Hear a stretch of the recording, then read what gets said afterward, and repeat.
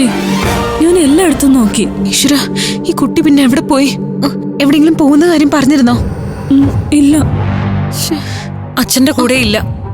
ഇനി ഞാൻ എവിടെ അന്വേഷിക്കുക? പുറത്തൊക്കെ ഞാൻ നോക്കി, ഒരിടത്തും ഇല്ല.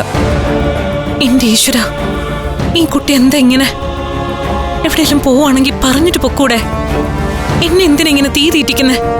ചേച്ചി വിഷമിക്കാതിരിക്കെ, പുറത്തെവിടെയെങ്കിലും കാണും. എങ്ങനെയാ ഞാൻ വിഷമിക്കാതിരിക്കുന്നേ? ആകെ മനസ്സ് തകർന്ന അവസ്ഥയിലായിരുന്നു പാവം. നമ്മൾ ശ്രദ്ധിക്കേണ്ടതായിരുന്നു.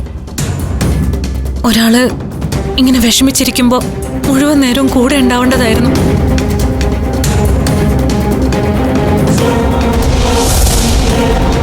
അമൃതേച്ചിയോട് പറയണം സങ്കടപ്പെടണ്ടെന്ന്. അറിയാതെ ചെയ്തു പോയ തെറ്റുകൾ ക്ഷമിക്കണമെന്നും പറയണം.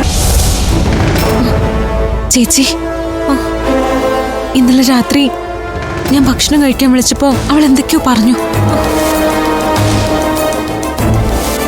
അപ്പൊ ഞാനിത് കാര്യമാക്കിയില്ല. മനപ്രയാസം കൊണ്ടാണെന്ന് ഞാൻ കരുതിയത്. പക്ഷേ ഇപ്പൊ ഓർക്കുമ്പോ എന്താ അവള് പറഞ്ഞ? ചേച്ചിയോട് സങ്കടപ്പെടണ്ടെന്ന് പറയണം, പിന്നെ ചെയ്ത തെറ്റൊക്കെ ക്ഷമിക്കണമെന്നും കല്യാണത്തിന് നിർബന്ധിക്കരുതെന്നും പറഞ്ഞു. എന്തിനാ അവൾ അങ്ങനെയൊക്കെ പറഞ്ഞ?